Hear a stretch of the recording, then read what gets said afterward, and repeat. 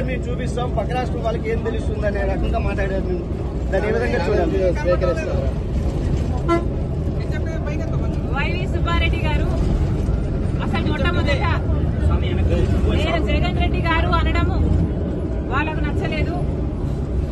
సరే, మీకు జగన్ రెడ్డి గారు అని నేను అనడం మీకు నచ్చకపోతే ఇప్పటి నుంచి జగనన్న గారు అనే అందాం, నాకేం అభ్యంతరం లేదు. కానీ వైవి సుబ్బారెడ్డి గారు వాళ్ళు చేసిన డెవలప్మెంట్ ని చూపిస్తామన్నారు. సరే సార్, మీరు చేసిన డెవలప్మెంట్ చూపించండి, మేమంతా సిద్ధంగా ఉన్నాం చూడడానికి. డేట్ టైం మీరు చెప్పినా సరే, మమ్మల్ని చెప్పమన్నా సరే, మీరు చేసిన అభివృద్ధి ఏమిటో చూపించండి.